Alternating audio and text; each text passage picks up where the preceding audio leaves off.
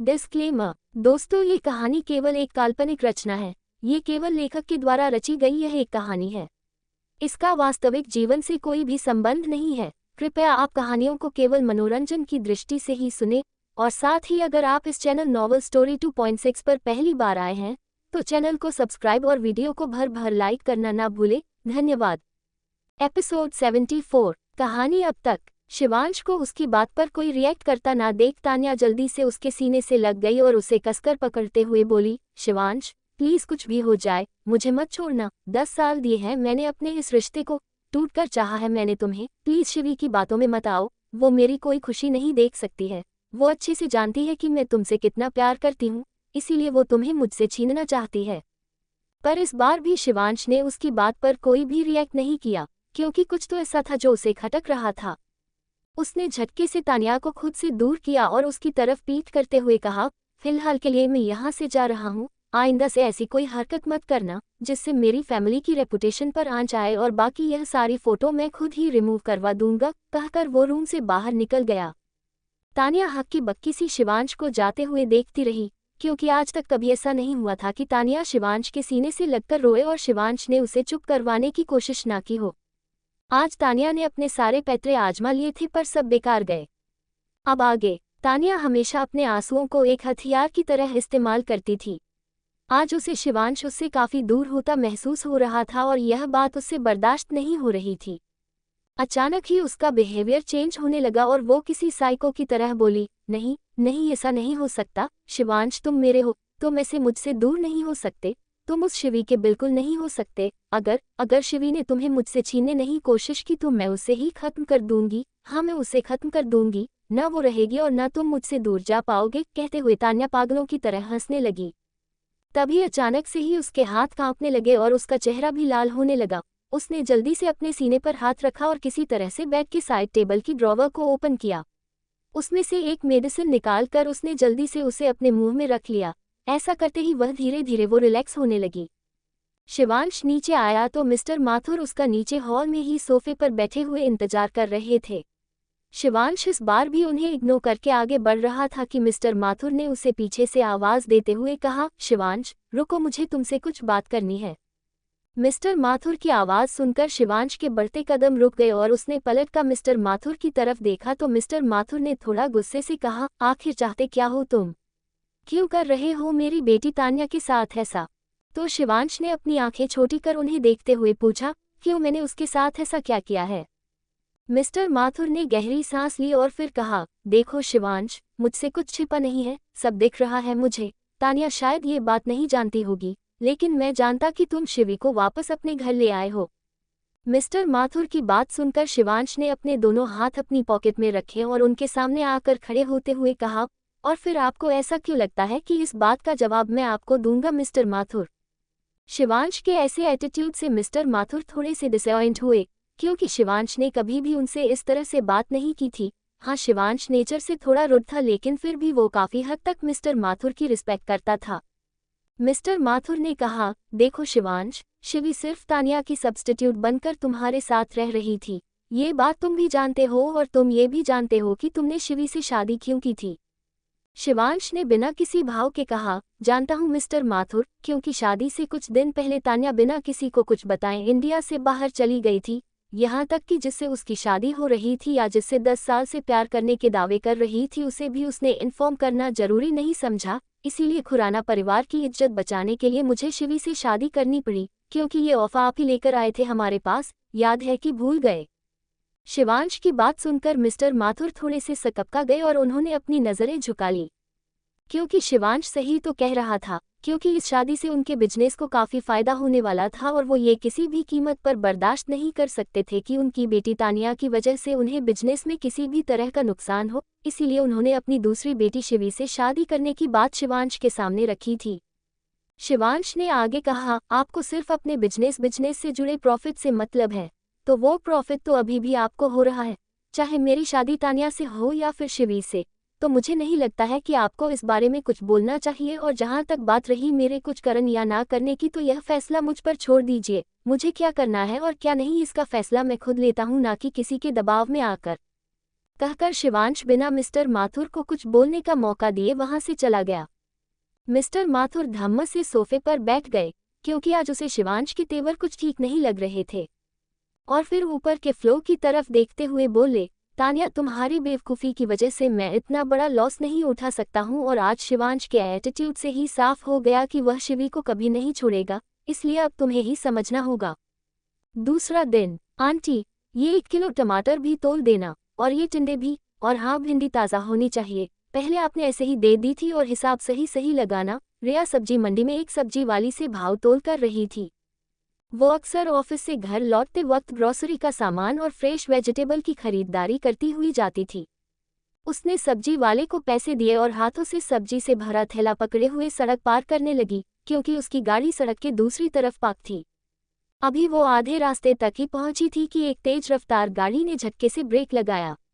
हालांकि गाड़ी ने सही वक्त पर ब्रेक लगा दी, लेकिन ऐसे अचानक एक गाड़ी के सामने आ जाने से रिया संभल नहीं पाए और उसके हाथ से सब्जी वाला बैग छूट गया और सारी सब्जियां सड़क पर ही गिर गई।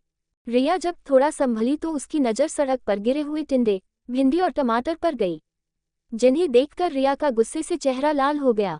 रिया ने गुस्से से उस गाड़ी की तरफ देखा, जिसका गेट खुला और एक शख्स गाड़ी से बाहर आया जो गुस्से से रिया को ही घूर रहा था। उस शख्स को देखकर रिया का पारा एकदम से हाई हो गया। उसने अपनी मुट्ठियां कसी और उस शख्स के सामने जाकर उस पर चिल्लाते हुए बोली, तुम्हें गाड़ी चलाने का लाइसेंस किसने दिया? रिया के सामने खड़ा हुआ इंसान कोई और नहीं विराज सिंघानिया था, जो रिया को अपनी लाल आंखों से देख रहा था।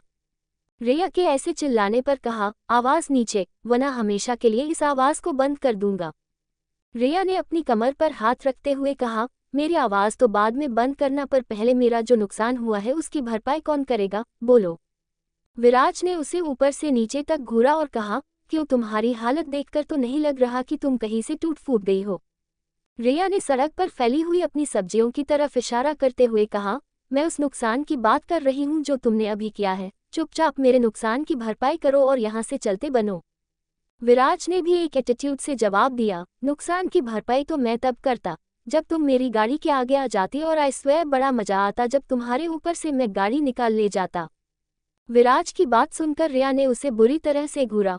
उसका तो मन कर रहा था उसके सामने खड़े इस शख्स का वो गला ही दबा दे, फिर भी उसने अपने गुस्से को कंट्रोल करते हुए कहा, फिलहाल तो तुम्हारा ये ख्वाब एक ख्वाब ही रहने वाला है। अब चुपचाप मेरे हाथ पर 520 रुपये रखो और निकलो यहाँ से। विराज ने पहले तो उसके बड़े हुए हाथ की तरफ देखा और फिर कहा, 520 रुपये? तो रिया ने कहा, हाँ, पता है मेरे टिंडे, टमाटर और भिंडी कितने महंगे आए थे। सब्जियों के भाव आसमान छू रहे हैं।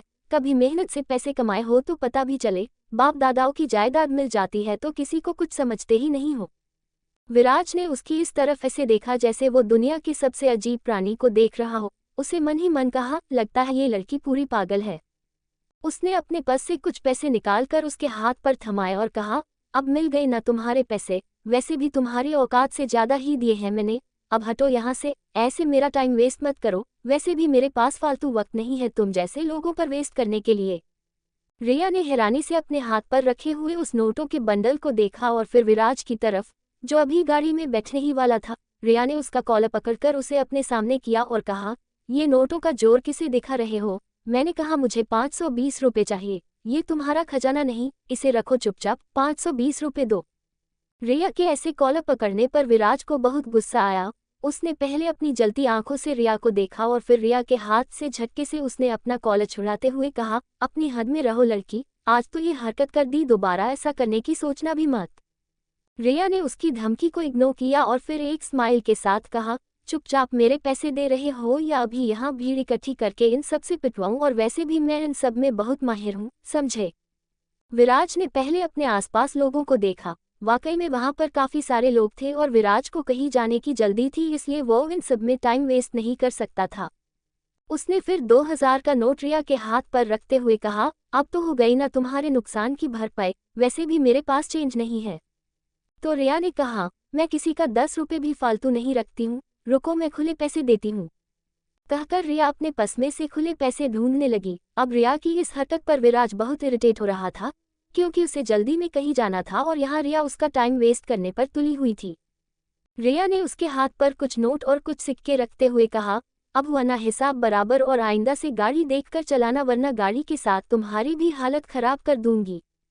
कहकर रिया ने उसे एक एटीट्यूड भरा लुक दिया और वहां से अपनी गाड़ी की तरफ चली गई। विराज ने अपने हाथ में पकड़े हुए रुपए की तरफ देखा और फिर रिया की तरफ, जो अब तक अपनी गाड़ी में बैठ चुकी थी। विराज ने उन पैसों को अपनी मुट्ठी में कसकर बंद किया और कहा, तुम्हें तो मैं देख लूंगा, तुम्हें पता नहीं है कि तुम किससे टकरा रही हो। फिर वो गुस्से में ड्राइविंग सीट पर बैठा और गाड़ी स्टार्ट कर वहां से निकल गया। सुबह का वक्त, हीर को नींद में ही अपनी थाई पर एक गुदगुदी का एहसास हुआ। उसने कसम साकर अपनी आंखें खोली तो सबसे पहले उसे अपनी नज़रों के सामने अंश का हैंडसम सा फेस नजर आया, जो स्माइल करते हुए उसे ही देख रहा था। कुछ देर तक तो हीर अंश को देखती ही रह गई। वो मन ही मन बोली, अगर इनकी हरकतें किसी डेविल की तरह ना हो तो ये बिल्कुल एक सपनों ले राजकुमार की तरह है। तभी उसे महसूस हुआ कि अंश का हाथ उसकी थाई को सहला रहा है, और ये महसूस कर हीर की आंखें बड़ी हो गई। वो हड़बड़ाकर उठने की कोशिश करने लगी तो अंश ने उसे पकड़कर वापस अपने करीब लूट लिया और इस कमर को पकड़ते हुए कहा, क्या हुआ, तुम्हारा हस्बैंड हूं तो तुम्हें कहीं भी छू सकता हूं। हीर को काफी शर्म आ रही थी, इसलिए उसने अपना छोटा सा चेहरा अंश के सीने में छिपा लिया। अंश को हीर की ये हरकत बड़ी ही क्यूट लगती थी, जब वो अंश से बचने के लिए अंश के ही सीने में अपना सिर छिपा लेती थी। अंश ने हीर की नेक में अपना चेहरा घुसाते हुए कहा, कभी ना कभी तो तुम्हें इन सब की आदत डालनी होगी ना बीवी। हीर ने धीरे से कहा, अंश जाने दीजिए ना। अंश ने हीर को पलटकर अपने ऊपर करते हुए कहा, पर अभी मेरा मन नहीं है तुमसे दूर होने का, इसीलिए अभी मेरे करीब रहो। कहकर उसने हीर का सिर अपने सीने से लगा लिया और धीरे धीरे उसके बालों को सहलाने लगा। अंश ने इस वक्त शर्ट नहीं पहनी हुई थी और हीर ने इस वक्त अंश की ब्लैक शर्ट पहनी हुई थी, जो अंश ने ही उसे पहनाई थी। हीर को याद आ रहा था कि कल अंश ने कैसे उसे पूरी रात परेशान किया था।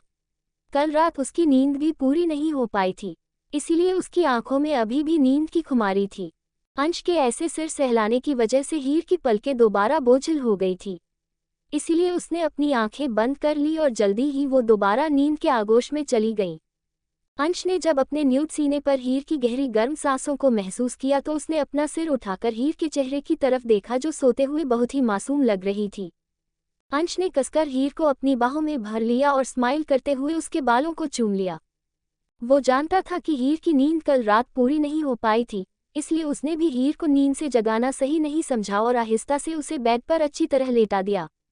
हीर के खुली बलों ने उसकी मासूम से चेहरे को ढक दिया था। अंश ने अपनी उंगलियों से उसके चेहरे पर आ रहे बालों को साइड में किया और एक तक उसके चेहरे को देखते हुए कहा, मेरा वो मासूम ख्वाब हो तुम हीर, जिसे मैं पूरी तरह से अपना बनाना चाहता हूँ, जिसे मैं जीना चाहता हूँ, महसूस करना चाहता हूँ। मैंने कभी नहीं सोचा था कि छोटी सी लड़की मेरा ऑब्सेशन बन जाएगी, पर हाँ, तुम मेरा जुनून है। अंजाम की परवाह होती तो हम मोहब्बत करना छोड़ देते। मोहब्बत में तो जिद होती है और जिद के बड़े पक्के हैं हम। एपिसोड 75। हीर गाड़ी में बैठी हुई विंडो से बाहर देख रही थी, वहीं अंश गाड़ी ड्राइव करते हुए सामने की तरफ देख रहा था। लेकिन बीच बीच में उसकी नज़र रह रहकर हीर के चेहरे पर जा रही थी, क्योंकि हीर के चेहरे पर आज एक प्यारी सी मुस्कान सजी हुई थी। उसका चेहरा भी खुशी से खिला हुआ था। जब से हीर को पता चला था कि वो लोग वापस खुराना मेंशन जाकर रहने वाले हैं, तब से हीर की एक्साइटमेंट देखते ही बन रही थी।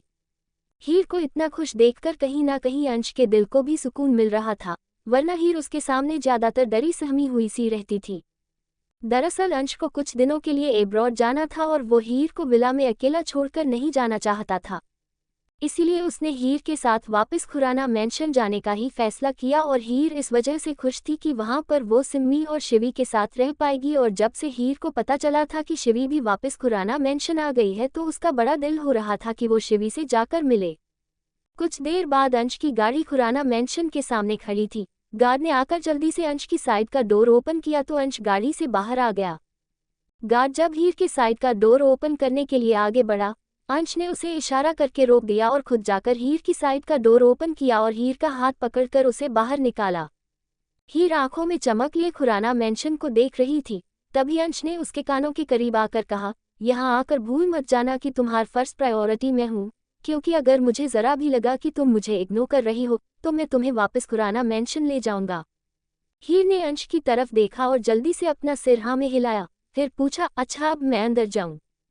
तो अंश ने कहा, हम अंदर ही जा रहे हैं, चलो। कहकर अंश उसका हाथ पकड़कर उसे अपने साथ अंदर ले गया। अंदर ही स्वर्णा जी के साथ सिम्मी, राजवीर जी और शिवी उसी के आने का वेट कर रहे थे। हीर को आते देखकर सिम्मी और शिवी भागकर हीर के गले ही लग गई। हीर ने भी उन दोनों को हक किया तो सिमी ने कहा, अब मेरी दोनों दोस्त मेरे साथ हैं, अब मुझे मजा आने वाला है। फिर अंश की तरफ देखते हुए, और अब की बार अगर अंश भाई मेरी दोस्त को यहाँ से ले जाने की बात करेंगे ना, तो मैं अंश भाई से झगड़ा भी करूंगी और उनसे बात करना भी बंद कर दूंगी। अंश ने एक नज़र सिमी की तरफ देखा और जाकर सोफे पर बैठ गया। फिर हीर स्वर्णा जी के पास आए और उनके गले लग गई। स्वर्णा जी ने प्यार से हीर का माथा चूम लिया और कहा, हम सब कब से इंतजार कर रहे थे कि कब तुम लौटकर वापस यहाँ आओगी, और मुझे बहुत अच्छा लगा अब तुम यहाँ हमारे साथ ही रहोगी। तो हीर ने भी मुस्कुराते हुए कहा, हाँ माँ, मेरा भी बड़ा मन था यहाँ आने का, पर यह मुझे यहाँ लेकर ही नहीं आ रहे थे। तभी राजवीर जी जो वहीं पर खड़े हुए थे, उन्होंने कहा, वो तो मैं यहाँ नहीं था ना हीर, तभी इसने अपनी मनमानी की, लेकिन अब की बार मुझे पता चला ना कि इसने मेरी बहू पर अपनी मनमानी की है तो मैं इसे ही घर से बाहर निकाल दूंगा। अपने डैड की बात सुनकर अंश ने अपनी आई रोल करते हुए मन ही मन कहा, बस हो गए शुरू, टोंट मारने का एक मौका नहीं छोड़ते मेरे डैड। फिर उसने अपना सिर झटका और वापस अपना फोन देखने लगा है। हीर ने आगे बढ़कर राजवीर जी के पैर छू लिए तो राजवीर जी ने हीर के सिर पर हाथ फेरा और कहा, तुम्हारा इस घर में एक बार फिर से स्वागत है बेटा। राजवीर जी ने अंश की तरफ देखा और कहा, अंश मेरे साथ स्टडी रूम में चलो, तुमसे कुछ जरूरी बात करनी है, कहकर वो स्टडी रूम की तरफ चले गए। अंश ने भी एक नज़र हीर की तरफ देखा और उठकर अपने डैड के पीछे स्टडी रूम चला गया। सिम्मी और शिवी ने हीर का हाथ पकड़ा और कहा, तुम हमारे साथ चलो, हमें तुमसे जरूरी बात करनी है। हीर ने स्वर्णा जी ने पलके झपकाकर उसे जाने का इशारा किया तो हीर उन दोनों के साथ ही वहां से चली गई। अभी वो लोग सिमी के रूम की तरफ जा ही रहे थे कि सामने से ही शिवांश जो उसी तरफ आ रहा था हीर को देखकर रुक गया। शिवांश की नज़र शिवी पर गई तो शिवी ने जल्दी से अपनी नज़रें फेर ली। शिवी को उससे इतना शर्माता हुआ देख शिवांश के होंठों पर भी एक छोटी सी स्माइल आ गई। तभी हीर ने सिमी और शिवी की तरफ देखा और कहा, तुम दोनों जाओ, मुझे भाई से कुछ बात करनी है। तो सिमी ने कहा, अच्छा जल्दी आना, हम तुम्हारा वेट कर रहे हैं, कहकर दोनों ही वहां से चले गए। उन दोनों के जाने के बाद हीर ने कहा, भाई क्या आपने ही इन्हें कहा था मुझे यहाँ खुराना मेंशन लाने के लिए, क्योंकि मैंने तो इनसे कई बार कहा, इन्होंने मेरी बात मानी ही नहीं। शिवांश ने मुस्कुराते हुए कहा, नहीं हीर, मैंने अंश से कुछ भी नहीं कहा, अंश खुद तुम्हें यहाँ लेकर आया है। अच्छा वैसे उसने तुम्हारे साथ फिर से बुरा बिहेव तो नहीं किया था ना, मतलब तुम पर गुस्सा तो नहीं किया ना। हीर ने अपना सिर ना में हिलाया और कहा, नहीं भाई, बल्कि कल तो इन्होंने मुझे बहुत सारा प्यार। कहते कहते हीर रुक गई क्योंकि उसे एहसास हुआ कि वो फ्लो में क्या कह रही थी। हीर ने शर्मा कर अपना सिर नीचे झुका लिया। वहीं हीर की यह हरकत शिवांश को बड़ी क्यूट लग रही थी, इसीलिए वो हंसते हुए बोला, हीर, अंश इतना भी ज्यादा बुरा नहीं है, हाँ उसका गुस्सा थोड़ा खराब है। फिर शिवांश ने हीर को समझाते हुए कहा, देखो हीर, एक बार तुम अंश का दिल जीतने की कोशिश करो और उसे समझने की कोशिश करो। उसके तरीके कभी कभी समझ से बाहर होते हैं, लेकिन अगर एक बार तुम उसका दिल जीत लोगी ना और उसे समझने लगोगी, तब तुम्हें अंश से डर नहीं लगेगा, बल्कि तुम्हें उससे प्यार हो जाएगा। हीर ने थोड़ा नाराज होते हुए कहा, मुझे उनसे कभी प्यार नहीं होगा, क्योंकि इन्होंने मुझसे जबरदस्ती शादी की है और आज तक मुझे कभी सॉरी भी नहीं बोला। जब हम कभी गलती करते हैं तो उसके लिए सॉरी भी बोलते हैं ना, पर ये कभी बोलते ही नहीं। अच्छा भाई, अब मैं चलती हूँ, सिम्मी और शिवी मेरा इंतजार कर रही होगी, कहकर हीर वहां से आगे बढ़ गई।